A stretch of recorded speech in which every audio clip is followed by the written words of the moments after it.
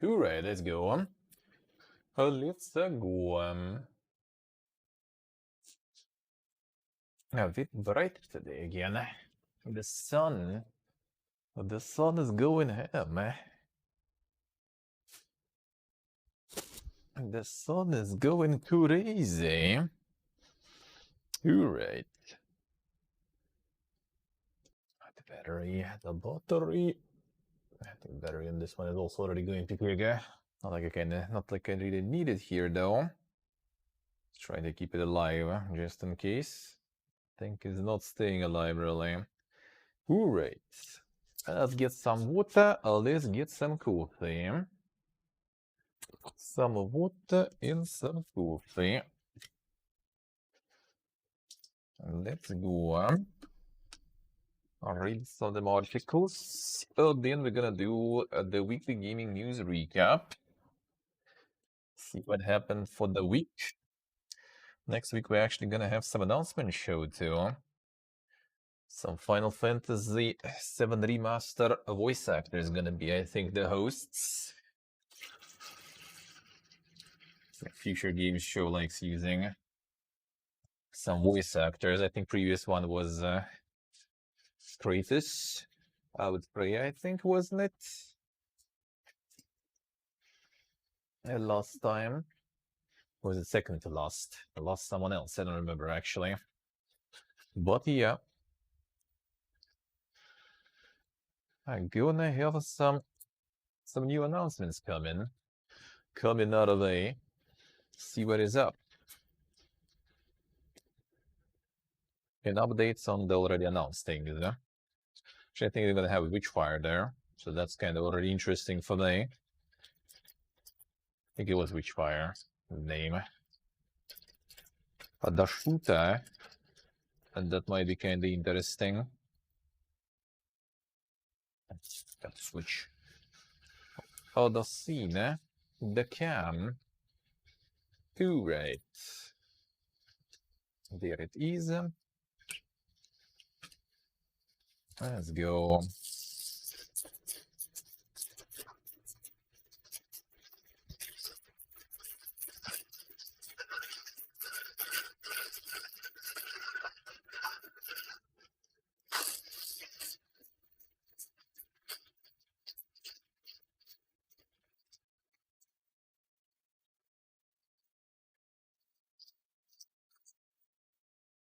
Get back to fair.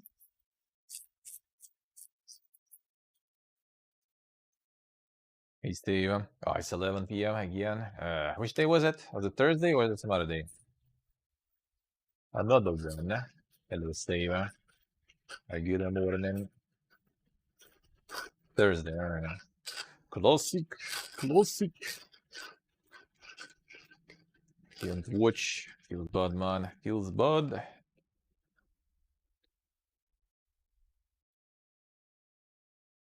Feels bad. I don't think you're gonna miss like too much. I think this is already kind of like spoiled what's gonna be there. But I mean, something might be interesting.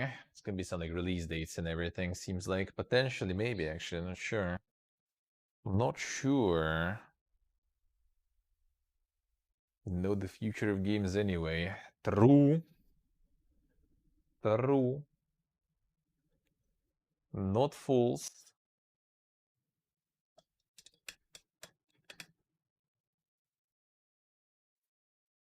The future of games is a remaster.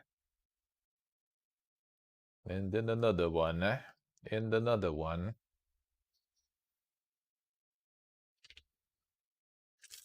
And then round 2. And then 3. Imagine like you're already like 80 years old, barely managing, but you like still playing them games, and you still play Last of Us 1. Again, remaster 10. Maybe 20 at that point even already.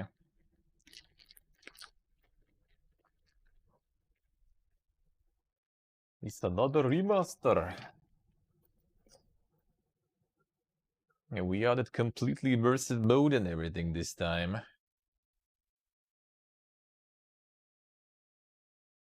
Now it's like you actually pet the giraffe and everything. You know. You don't even need a controller.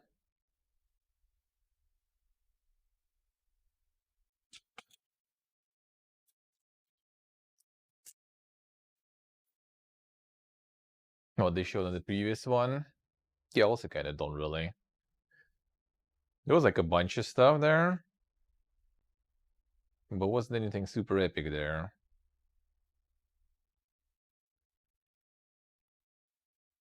Starting to want more remasters? Well, I mean, remaster quality is also not the best. Let's start with that. Let's start with that. Remaster quality quite often is suffering too. And even the HD editions of things are suffering too. Nowadays, like the Witcher patch, at least that was free. But then there was also the Outer Worlds patch. That wasn't free. That was a $10 HD edition, or like I guess like not HD but like 4K or something. And look how it worked, like shit. So yeah, I wouldn't really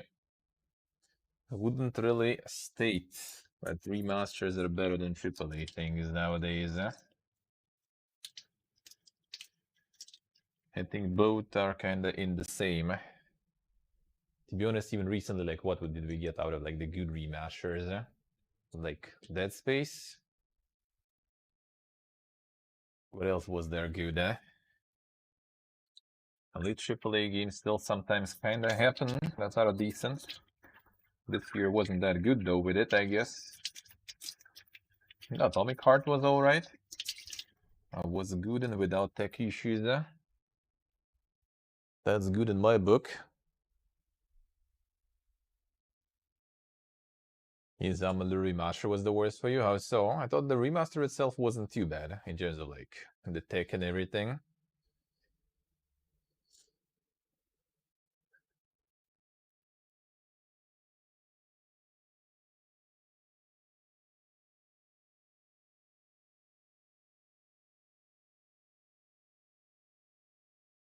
No, the giraffe complainers, I say, people just need to find something to complain about after all. You know.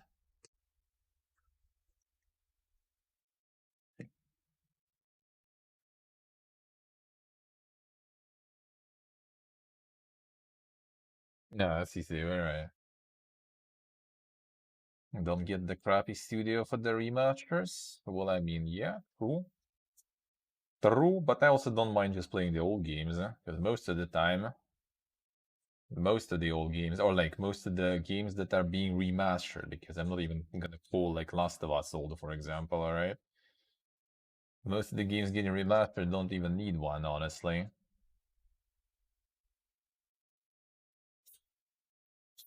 They run just fine.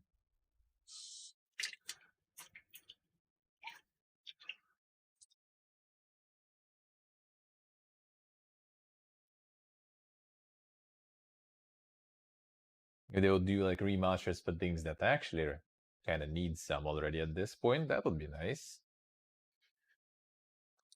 Like, can they get back from the dead, you know, like some like No One Lives Forever for No One Lives Forever, for example.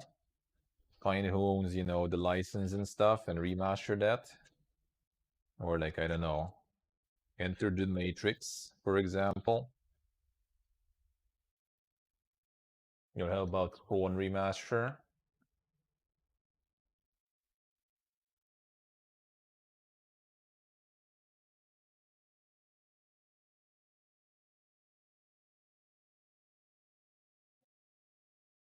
The list can go on and on, I would say.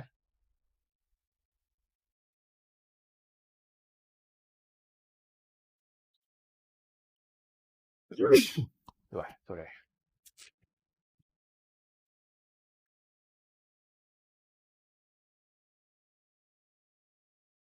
APM. This is the Aeropress. Oh, the Aeropress. Thank you guys, thank you.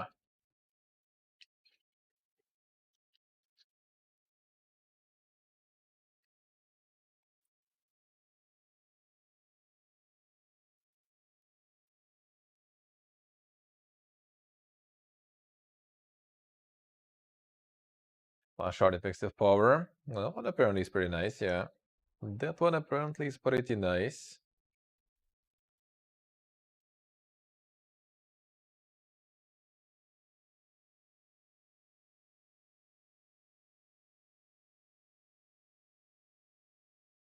Forced to still deliver the content. Well, I mean, yeah, they usually already, start working on that stuff way earlier. They usually start working on that content way earlier. And they already pretty much like paid for it. Like when it's like, the publishing agreement or something. They need to deliver that stuff. Same as with, for example, Babylon's Fall. They didn't kill it instantly. They still had some content already in the works, paid for. And that's exactly what they still keep doing it.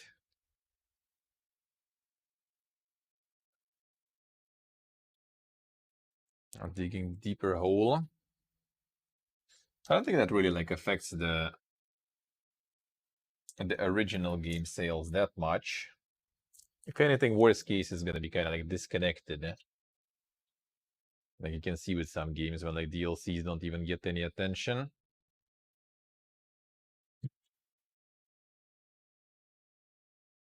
That's probably kind of like the worst case.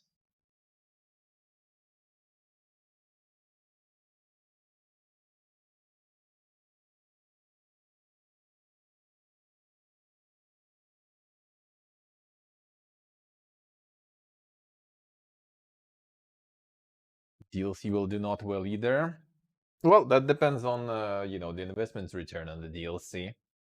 First of all, as I said, it's already kind of like in process usually. I'm pretty sure, no matter what they say, whenever they already have, like everything planned and laid out, they probably already know the DLC is happening. And it's already maybe in the making while the game is in the making. So it's not like they're gonna need to waste more money on it. At least not that much more, I would say. But yeah, that's true, Steve. Yeah, like everything that Babylon's Fall was worked on, it all just dies. Already died in February.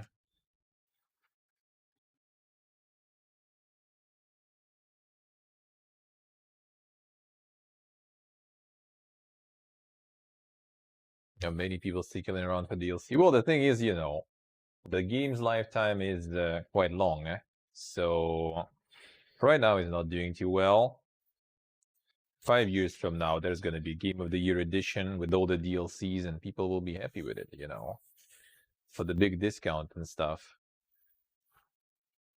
So, they're in for a long run. And I'm pretty sure like making a DLC is in terms of like expenses and return on the expenses is a pretty good thing financially.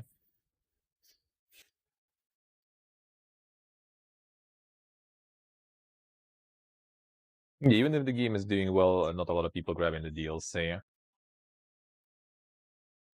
Doing it because you have to deliver it. I mean, because you paid to, yeah. And you are paid to, it's in your contract, and you need to deliver that stuff.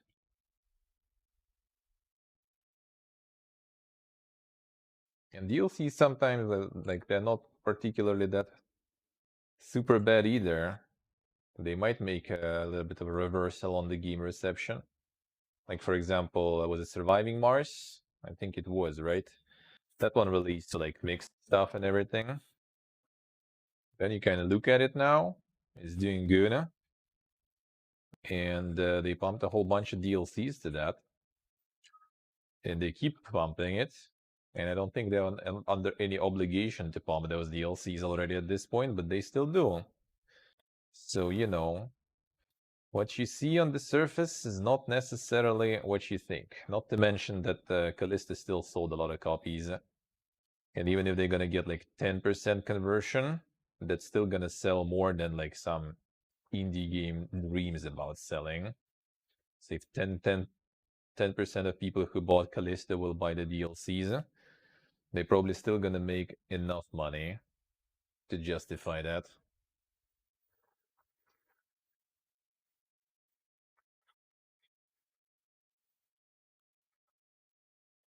Those cases are very rare. I think they're not. I think they're not. Like you can look, for example, at like Pathfinder, Wrath of the Righteous. Let's say they launched second season pass 2 right now. And you look at like the reviews and stuff, there's not that many reviews for those DLCs and stuff, for example, but they still keep pumping them. Are they masochistic? Are they dumb? I don't think so.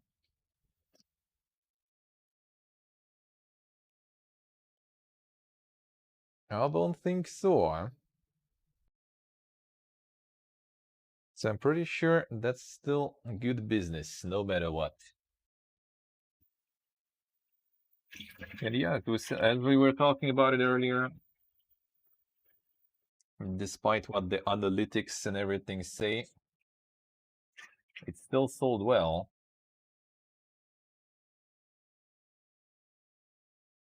Not outstandingly or anything, but yeah, it did sell decently. So even part of those people will buy some of the DLCs. They probably will make a bunch.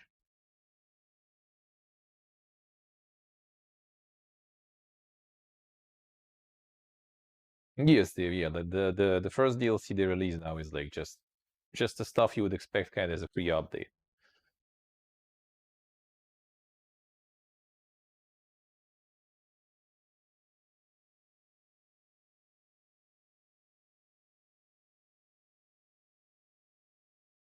Yes, so can that too, and that too.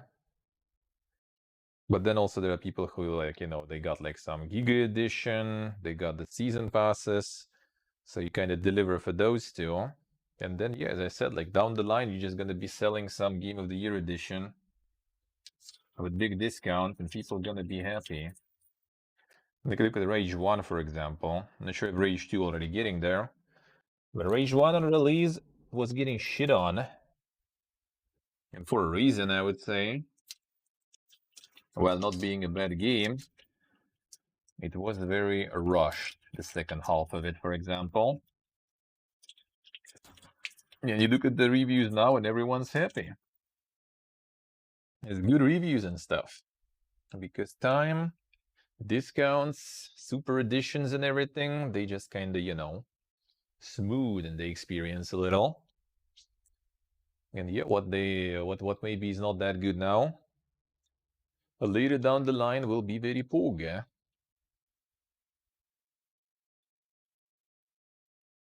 So they just made content that's gonna be selling for a while. The game was good. Well, I mean, the game was good though. It wasn't maybe like worth the price. Maybe it didn't sell that crazy good. Was it commercially unsuccessful? I wouldn't say so.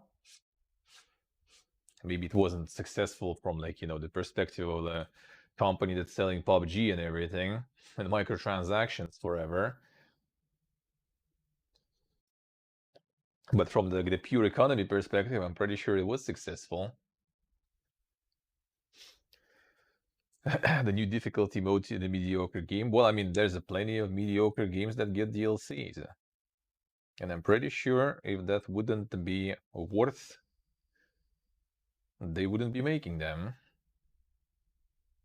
They wouldn't be making them.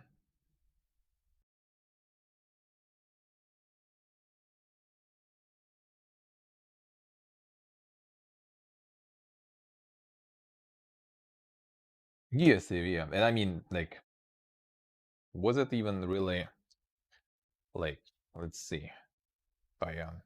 Well, actually, one moment, I can do it. I can do it.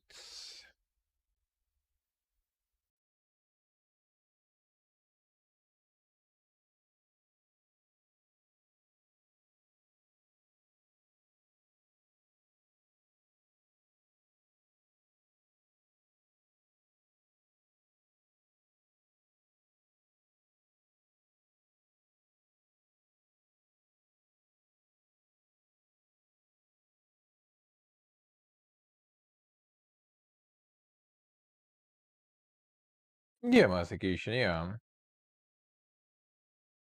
Yes, and like a mixed 60%, for example, and 30% discount now already, actually.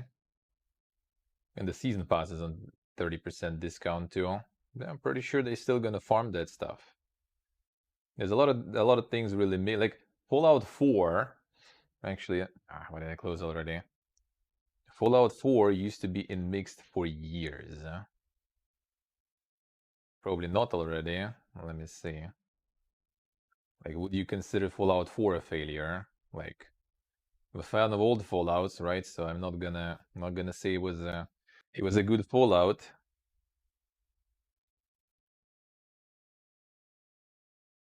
But I wouldn't call it a failure, that's for sure. Yeah, now it's very positive. Almost overwhelmingly, actually, I guess. Recent ones, at least 89%. And in general, 82%. Just give it time. Just give it time. And 1 second. The notification disappear. There we go.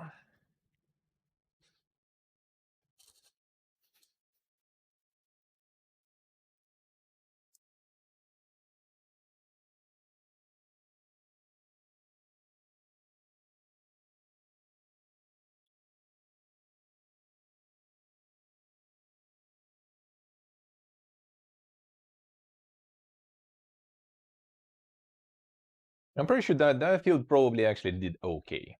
Like in terms of, for example, Forspoken, yeah, they said that they took an L because they just invested into it a bunch. Like when they just make like some game that they just like, put on the market, I'm pretty sure like most of them bring enough, at least to kind of like, cover the expenses. So yeah, that's when their supermarketologists start reeing that they didn't get enough money.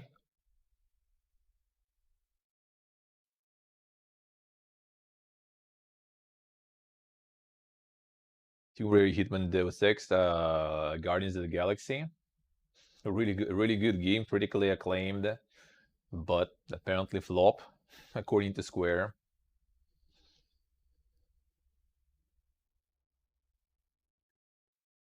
And yeah, I'm pretty sure like that's the case with many games, really.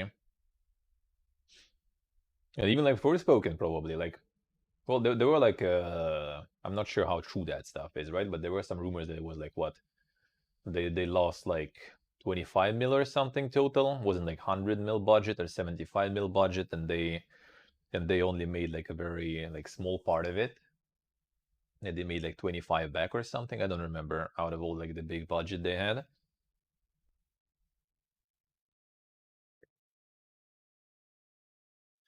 Everything is a flop these days, yeah.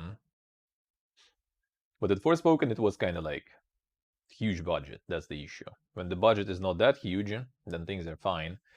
But Callisto, it also was a big budget though. But Callisto also did way better than Forspoken. Yeah, you need to make the giga profits, man. Need to make them super profits.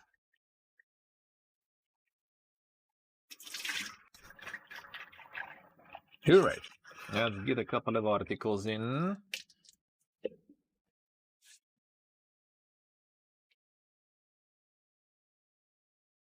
Like we're talking also like something like Origami, for example, right? With that was a good game. Origami 1, Origami 2, like they're good games, right? But they're small games. They're very small games. I think like with them, like we checked them out the reviews. I forgot already. Like second one, I think it was like in thousands. First one maybe was like 10,000 something reviews, probably less. And that was enough for studio to exist and to work for 10 years, I think, if I remember correct. It was a full-fledged studio, like not AAA, right, with hundreds of workers, but still. They said how much was it? Was it 5 people? Was it 10 people or something? Yeah, it's not like the one person studio, one dev or something. It's a whole studio, uh, full of people on salary and everything, surviving on the 2 games that sold not really super much. Now they closed though, but yeah, that's because it was only 2 games that didn't sell super much. So I'm pretty sure that like some studio with the game that actually sells something might survive for a very long time, not to mention the publishing budgets and everything. Nice, so nice. Get it, get it. Now let's get like speaking of, since it's speaking of them monies, let's get this one. Might be a long one, but why not? Might as well, right? And then go for the news recap, is it? Yeah, that's a chunk there. That's a chunk, but sure, let's go.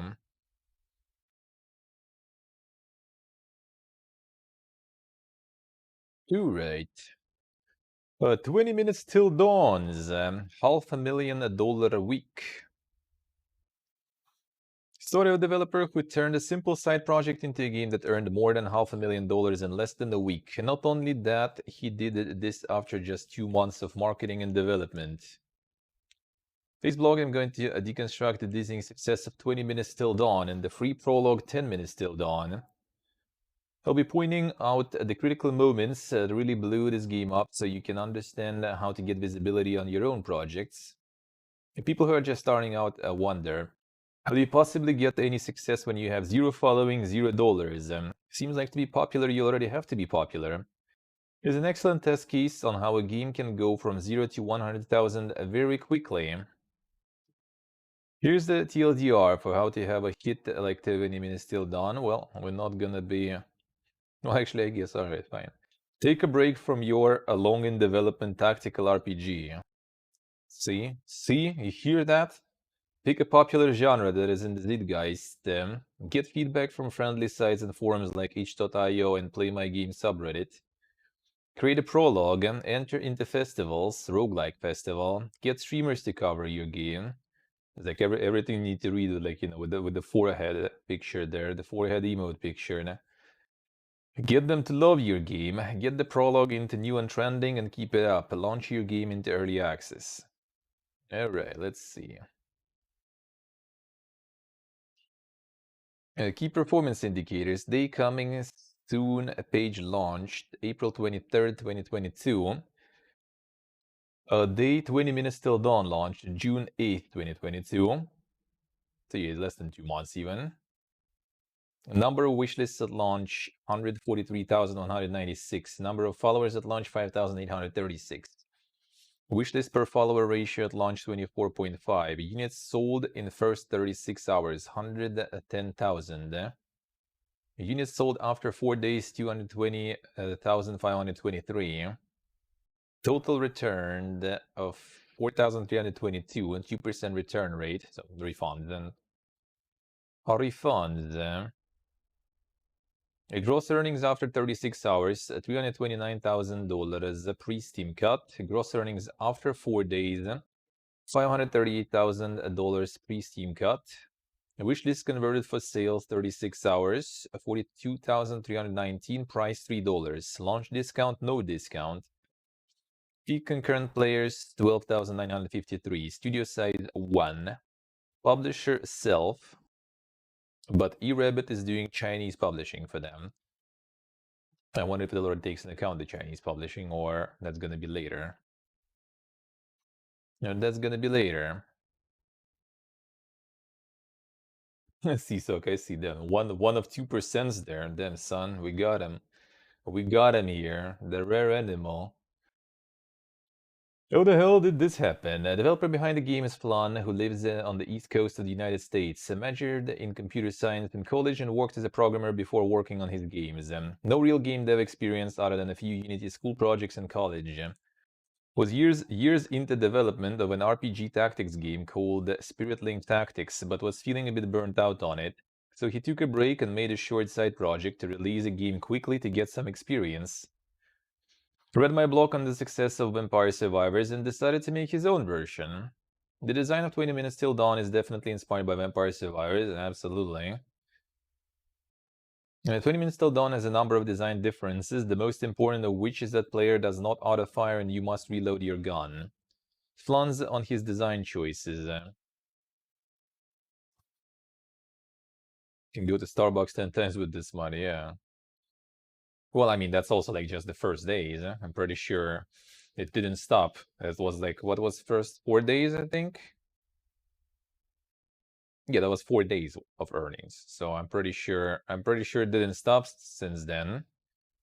And yeah, if it was before it also got to China, then it probably was somewhere there. And I mean, he also got like the community and stuff now and enough money to last for a bit to finish his 5 years old product probably. And now he has a whole bunch of people who will probably also like try that game out, I guess.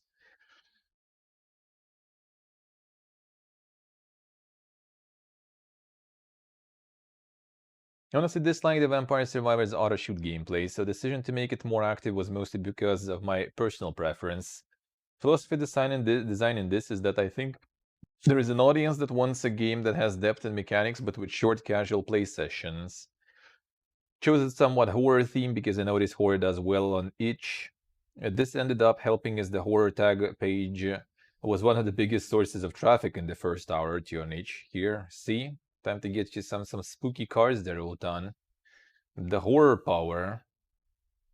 Traffic from that tag fell off quickly, but it helped put me very far up on some tags like web platform and roguelike, which was the bulk of my itch traffic later on. That's something like tag playing there, dude. Put the horror in, and then you get boosted in other tags that are more relevant to your stuff.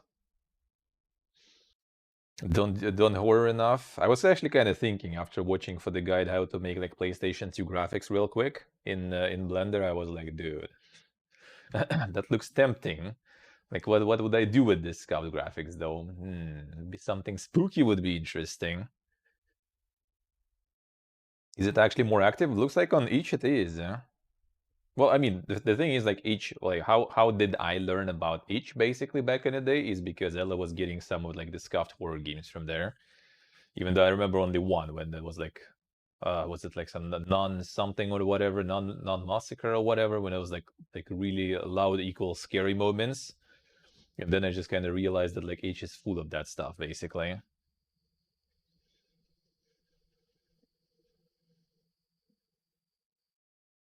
No, I mean this is already interesting though. This is already actually interesting.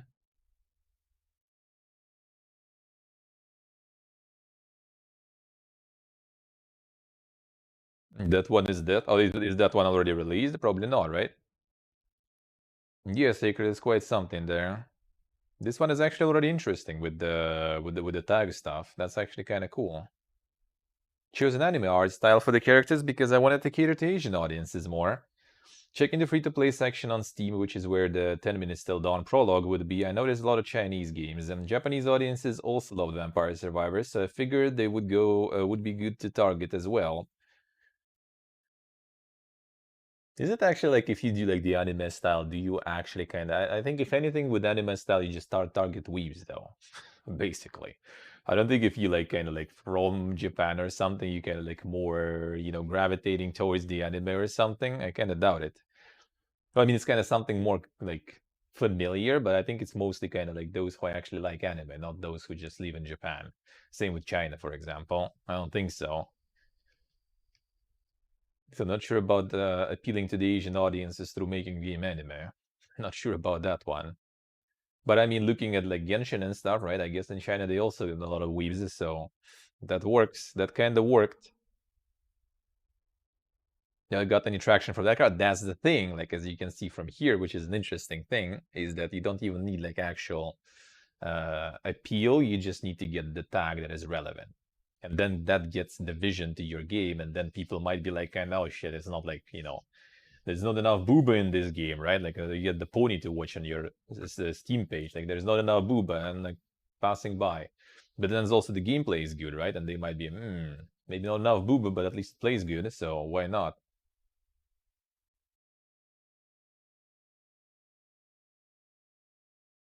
Pretty sure this is actually a big part of the success of the game. The regional player data for 10 minutes till dawn, China was 48% of players. Japan, 4.5% of players. So yeah, I don't think it appealed that much to it, to be honest. And 20 minutes till dawn, even the same stuff. Less actually 20 minutes till dawn, less people from China, more people from US already, like flipped basically. So I guess people who wanted to pay for the game was a little bit from different region there. No booba, no deal, yeah. Exactly. As you can see, I'm fairly certain the targeting Chinese audiences for the prologue was indeed important. That actually, I was actually thinking about that too. Like, if you're making like the free prologue and everything, you kind of want to appeal to as many regions as possible, and or actually not that prologue even, but like if you're making like the premium game, right?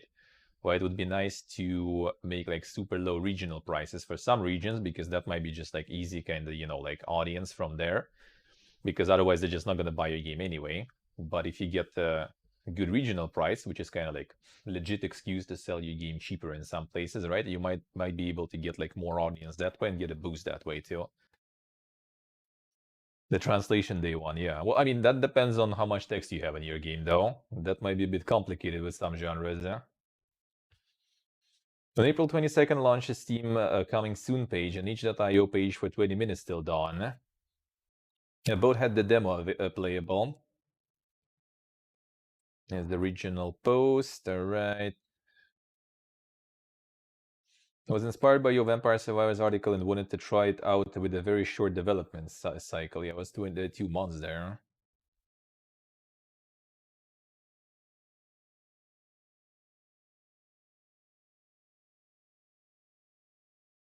Yeah, the 10 minutes till down was a 10 minutes demo. That's nice. Full game was 20 minutes till down, alright.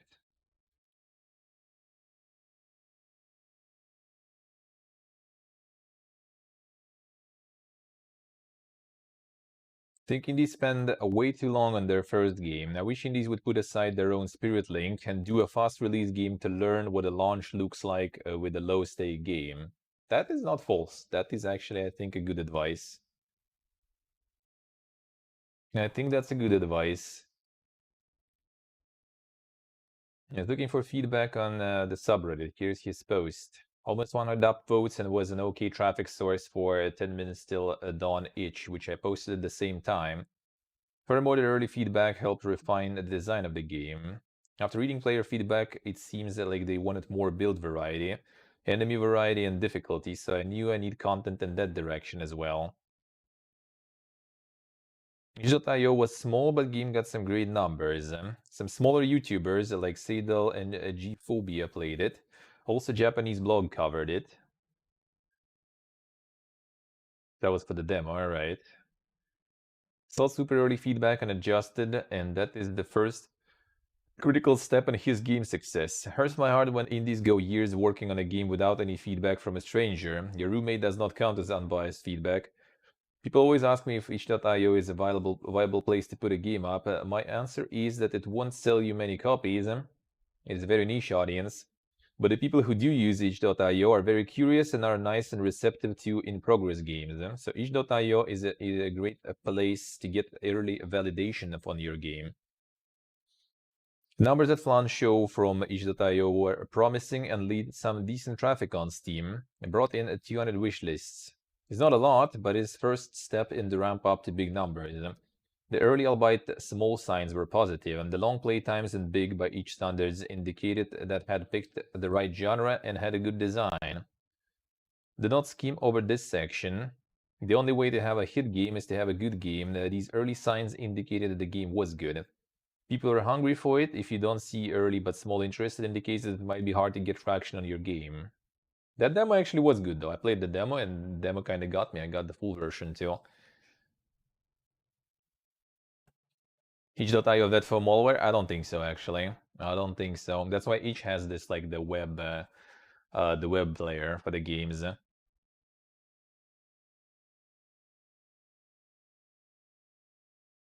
They copycat games for decades and they do very well. I mean, true, yeah. I mean that's an option too. That's an option too. There's an article about like kind of similar thing too. We'll talk about that one. Not sure, maybe not today. This one is kind of big boy. Festivals. May 2nd, Steam hosted the official Going Rogue Festival. Slan opted in with the 20 Minutes Till Dawn demo. The early success from his demo being on itch.io helped push 20 Minutes Till Dawn up the trending charts. I feel like it really snowballed from the very start, so it's not even like the next fest or something. Game did well on each, which let me get a decent amount of wishlists initially. That made it so a decent amount of people played the demo in the Going Rogue Fest, which landed me around page 3 or 4 on the most downloaded section. I think that's how YouTubers found my game, which kicked off everything else.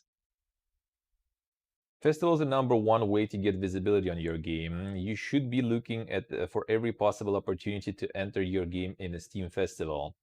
You can find them in my Discord server under the upcoming events channel. However, the Going Rogue Festival didn't actually yield that many wishlists. It was very overcrowded. 20 Minutes Till Dawn only earned a couple hundred wishlists here.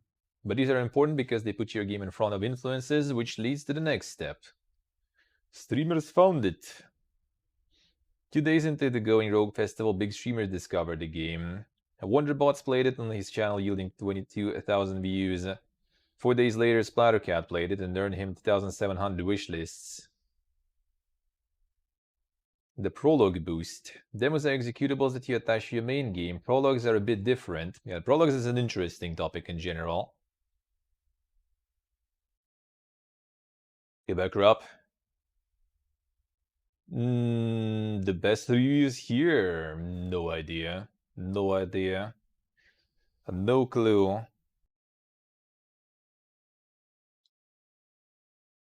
It's like a hack in which you pay Steam another $100 to have a separate depot and upload the same demo code and release it as a free game.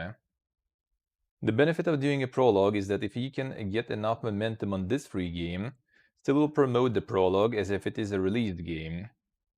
Prologues are eligible for popular upcoming and the new and trending. Demos are not.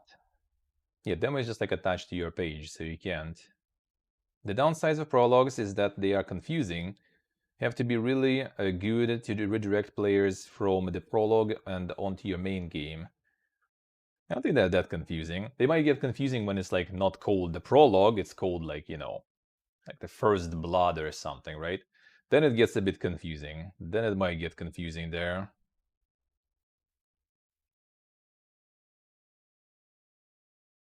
It also didn't help that the naming convention between 10 Minutes Till Dawn and 20 Minutes Till Dawn are a bit confusing. Kinda, I mean, I wouldn't say super confusing, but I guess kinda. It still worked though. The attention from Wonderbots and Splattercat and the Going Rogue Festival propelled the prologue into the new and trending section on Steam. The streamers really kickstarted everything. The momentum from the YouTubers carried my prologue into Steam's new and trending, which gave me plenty insane traffic. After I hit 10 reviews, I spiked up to 200 concurrent players, and then it just steadily grew from there to almost 3,500 concurrent players over the next 2 days from organic Steam traffic. 10k prologues. Yeah, prologues, I have a feeling like Steam might kind of start doing something about it. I think they already limited, like if you had the prologue in Next Fest, I think you can go like with the full game to the Next Fest or something. You can go only once or something. Like it was only once per like Steam page. I think now prologue also kind of counts or something like this. So you can farm the event like twice with your prologue and with the main game. Yes, okay. I don't think it was that confusing. I think it was, well, I mean, like it's confusing just to see 10 minutes till dawn, right? But when you see that there's also 20 minutes till dawn, you kind of understand what's happening there, right? When you just see from the beginning, that's not that clear that it's like, you know, part of the full thing. It's kind of like, well, 10 minutes till dawn is cold. I guess it's the thing on its own. Then when you see that there's something else, then it's kind of clear. Playway invented the prologue scam. I haven't heard it, I haven't seen it that much before, but yeah, I think they were one of the first one. I think they even like do it like more elaborate before they used to. I think nowadays they don't even bother with that. But first they were launching, I think, the demo of the game, right? That doesn't have separate page. Then I guess after like getting some feedback and polishing the demo, they were launching the prologue already, and then from prologue they already were like redirecting to the main game. But yeah, they found prologues like crazy, that's for sure.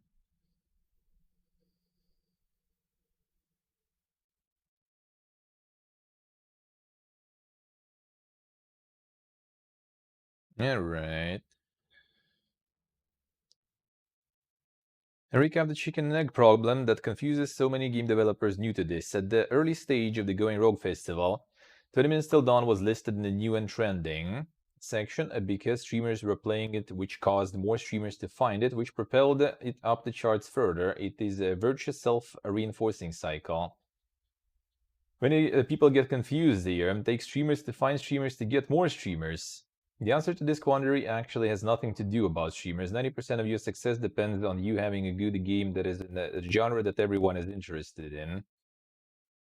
I mean, not false, but you also might have a really interesting game, a good game in a genre that everyone is interested in, and no one will find it, and no one will play it. And there are examples of that. So, yeah, I don't think so exactly.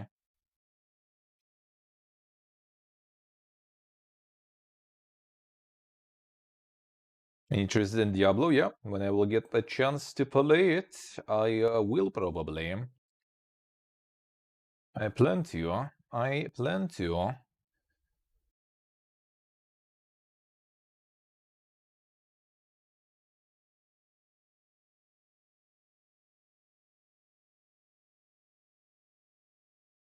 The early free demo of 20 Minutes Till Dawn niche.io is what introduced smaller streamers like Seidel and G-Phobia to it, which was the initial spark. Here's the thing though, there are so many streamers playing so many games that every game gets this opportunity to be played by small streamers, but most streamers play 10 minutes of a game and are like, this game isn't very interesting, next game. And so no stream gets made, no recommendations to their friends, and no momentum into festivals, and on to the virtual cycle that I was just talking about. The on-ramp to this virtual cycle is when any streamer, no matter their size, first starts up your game. Do they have fun or not? It comes down to your game. If you are not seeing excitement around your game, it isn't your marketing, it's your game. That is what is so brilliant about 20 Minutes Till Dawn strategy is he worked fast, did early validation, found he had a hit from this early interest from streamers, the press, and just took it as far as he could. Median playtime for this demo was 1 hour and 15 minutes. That is very good. Run a survey about how long everyone else's playtimes were. Here's the chart. 80 games all time. Yeah, like most of the games are kind of like below 30 minutes, basically, I guess, from the demos and stuff. Find a hidden clone it fast, yeah.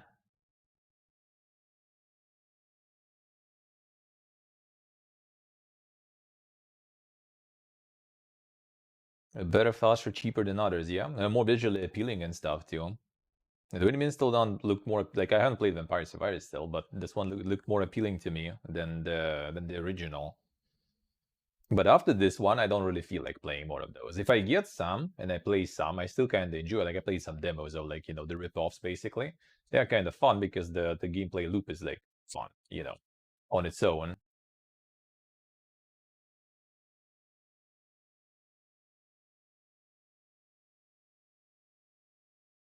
Yeah, that's the thing here that worked good, with streamers and everything. Yeah, if you manage to like land something that is gonna be fun, but that's like also not exactly super true because there is a lot of like kind of more, how do you say, like complicated elaborate mechanics games and everything. Like there's like Cosmoteer, for example, right? That also got pretty popular and stuff. There's like a bunch of games that are like not necessarily, kind of like fun on the first glance, and they still get a lot of attention from people. You just need to find your like right audience. So this is more about, I guess, how to like, how to do it quick and easy.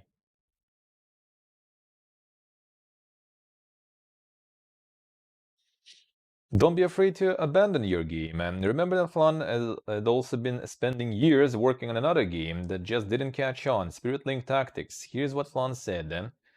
Really was tired of working on Spirit Link Tactics for over 5 years. A huge mistake to commit to an ambitious RPG as an experienced solo dev, in my opinion. It's something that I would, to be honest, kind of do. Really. But yeah, kind of like, I guess kind of reading into some like, the Reddit's books and everything, I kind of realized that it's not a good idea. That's why we're going just with some Pipiega, somewhat roguelike stuff, for the first time.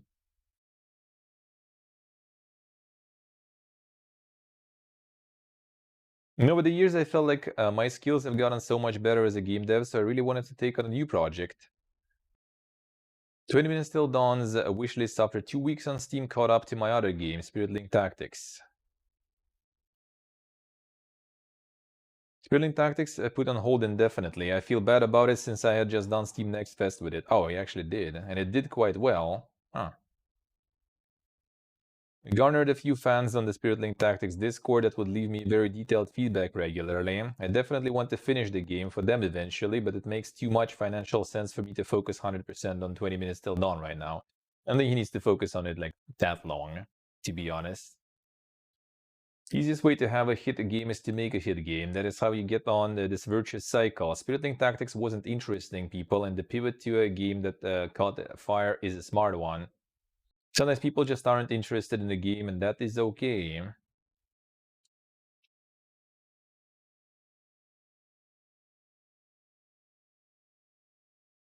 not trying to copy the Skyrim, yeah. No, I mean, that's how it is. Like, inventing something nowadays, that's gonna be hard. That's gonna be hard and most likely not very successful, I feel. So I don't think you really need to. Yeah, there's a lot of like underserved niches or the niches that are served well, but there's still kind of like somewhere you can just like get in, you know. Still doable.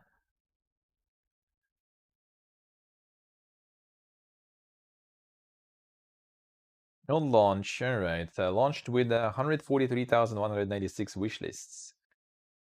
Flan removed the prologue from Steam, and 5 hours before the release of 20 Minutes Till Dawn, he uploaded the build to 10 Minutes Till Dawn that said this. Okay, so yeah, he made the page that redirects you to the main game, yeah.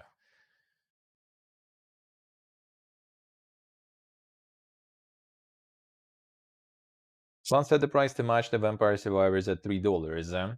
I do feel like games like this could maybe be like $4 and still feel like a cheap impulse buy, while raising the revenue significantly. But I also think that Vampire Survivors is so dominant that it's had to set the standard for consumers that anything like it should be $3. I mean, kinda. Like, why would you buy something more expensive when you have the same for 3? Sure, maybe like the graphics might be like more fancy if you buy something for $10. But I mean, you don't really play it for graphics that much anyway. Graphics gonna become secondary quite fast, I would say. Let's see, what did I say? Surprise indeed, eh? Reason for 20 Minutes Till Dawn viral success is because of the cheap price, and wouldn't earn the same amount if it wasn't so cheap. I mean, true. The super cheap price short circuits the typical buyer behavior of wishlisting and waiting for a sale. The cheap price encourages an impulse purchase. It's like that candy bar by the register. You can just say, hell, why not, instead of making a very belabored buying decision. True. 20 minutes till dawn took off like a rocket. Stated above, currently sitting at 538,000 in gross revenue in less than a week. Others have tried, and Flan wasn't the first person to create a quick variation on Vampire Survivors. There is a Neon Sundown, Nomad Survival, Seraph's Last Stand, and none of those other variations had the success that Flan had. Don't think any of these games did enough marketing before their release. I actually laid out my marketing plan before even touching development at all. I actually had the entire development timeline and marketing plan laid out from the start to finish. A lot of things didn't go according to plan, but in a good way.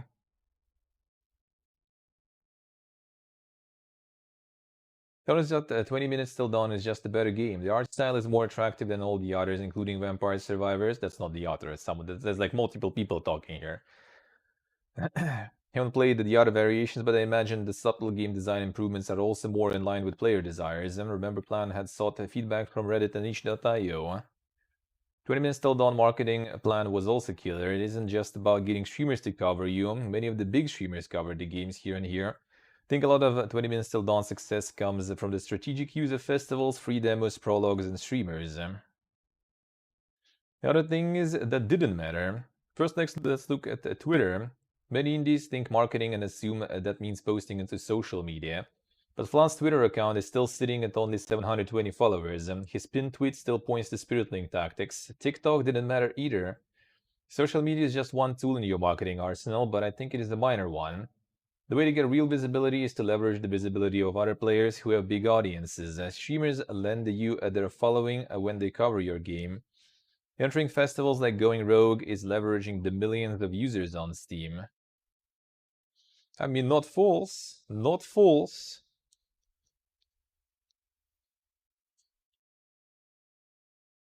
The marketing is suspiciously too good. That's the thing. Like, he didn't really do anything like crazy though. That's the fun part. Like, posted in a couple of subreddits. Posted it on itch.io, right? Made a prologue and everything. Like, I don't think you need to be like, you know, super crazy good at that. To be honest, I feel, because a lot of people do that exactly.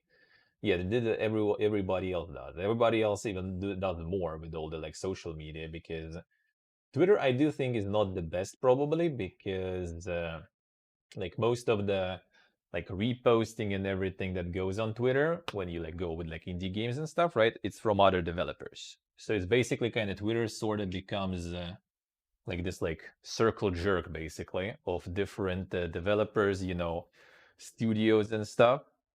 And they're not your clients, they're other developers, right? Like they just develop the games too. They might like your game. That doesn't mean that they're your customer, right?